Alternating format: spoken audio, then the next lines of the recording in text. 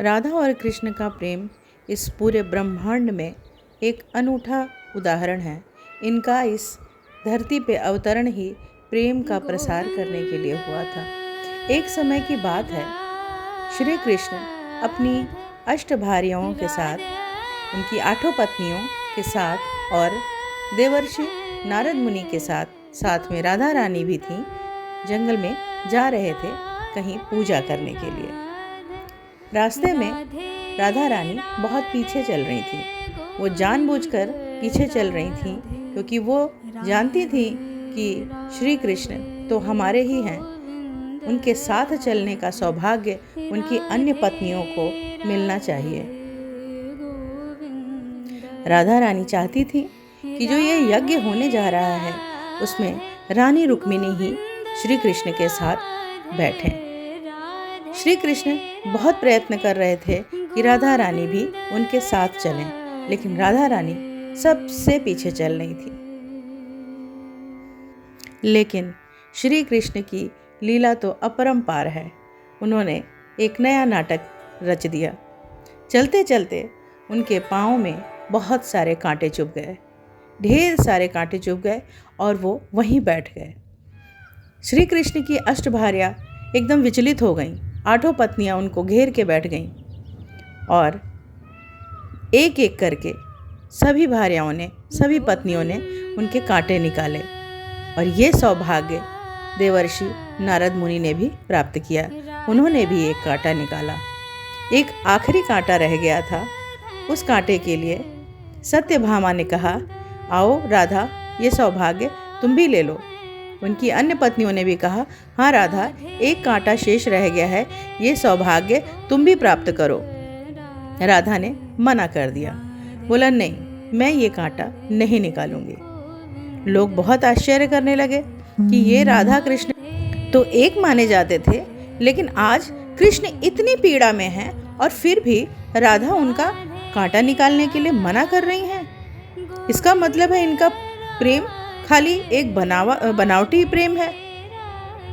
खैर, राधा और कृष्ण की तो लीला ही अपरंपार है। उन्होंने वो कांटा नहीं निकाला। फिर वो कांटा रुक्मिणी ने निकाला। राधा चाहती थी कि ये सौभाग्य रुक्मिणी को मिले और ये सौभाग्य रुक्मिणी को मिल गया।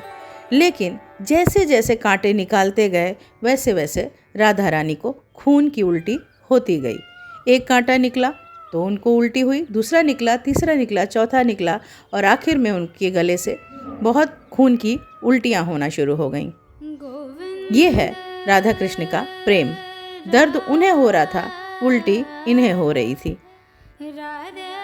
इधर कृष्ण लड़खड़ाते हुए यज्ञ की स्थान पर पहुंच गए। जब नारद मुनि ने राधा रानी से पूछा कि राधा रानी, आपने ऐसा क्यों किया? आपको भी एक बहुत अच्छा मौका मिला था श्री कृष्ण के पैर से कांटा निकालने का, आपने क्यों नहीं निकाला? तब राधा रानी ने बहुत अच्छे से कहा कि देखिए, आप तो जानते ही हैं, हम लोग गोलोकवासी हैं, हम लोगों को ये अवसर मिलता ही रहेगा। लेकिन रानी रुक्मिणी धरती की हैं, इसी धरती की रानी हैं कृष्ण की, उनको भी ये सौभाग्य मिलना चाहिए। नारद मुनि ने उनका त्याग देखा और प्रसन्न हो गए और उनकी आंख में आंसू आ गए। त्याग ही प्रेम है, ये संदेश राधा रानी ने सबको दिया।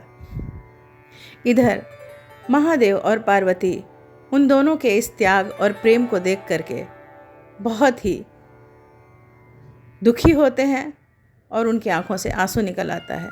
प्रेम की ऐसी अनूठी परिभाषा देख करके वो एकदम से विचलित हो जाते हैं और वो यही कहते हैं कि असली में तो राधा रानी ही लक्ष्मी हैं और वही कृष्ण की पत्नी हैं, वही नारायण की पत्नी हैं और उनका ये जो व्यवहार है, जो आचरण है, यही उन्हें पूर्णता को प्राप्त करता है, उन्हें असली अर्धांगिनी होने का संकेत देता है। महादेव कहते हैं कि वास्तव में राधा ही श्री कृष्ण की वास्तविक अर्धांगिनी है। कष्ट एक को होता है, दर्द दूसरा अनुभव करता है। दोनों ही शारीरिक और मानसिक रूप से एक हैं। इधर राधा रानी के नेत्रों से अश्रु बह रहे थे और उधर श्री कृष्ण भी रो रहे थे। अश्वमेध का समय होने वाला था। श्री कृष्ण उठे और लड़खड़ा गए।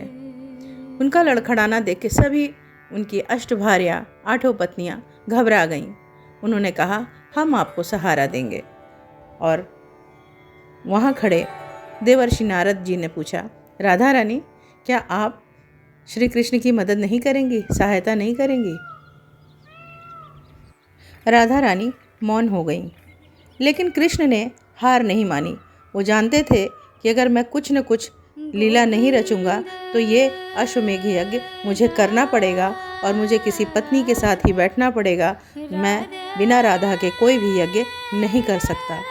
उन्होंने फिर से एक स्वांग रचा, महादेव से प्रार्थना की कि उन्हें असली वाला सचमुच का एक भयानक सिर में दर्द दे दें। और ऐसा करने की वजह से महादेव ने उनको एक भयानक पीड़ा में डाल दिया और इतनी भयानक पीड़ा में श्री कृष्ण परेशान हो गए।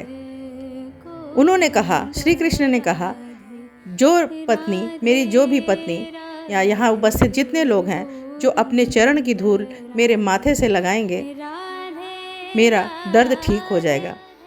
लेकिन कोई भी आगे नहीं आया, क्योंकि अपने पैर के, अपने चरणों की धूल श्री कृष्ण के माथे से लगाना कितने सारे अच्छे कर्मों का नाश करना और आगे आने वाले जीवन को व्यर्थ करना था। कोई आगे नहीं आया। राधा रानी आगे आईं और उन्होंने अपने चरणों की धूल उनके माथे पे लगा दी, श्री कृष्ण के माथे पे लगा दी, क्योंकि वो अपने पाप से नहीं डर रही थी। उनको सिर्फ श्री कृष्ण की पीड़ा से मतलब था। और यही देख करके कृष्ण खुश हो गए।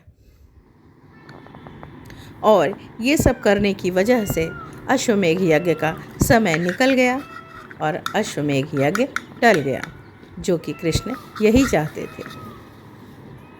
राधा कृष्ण की जय हो। राधे राधे।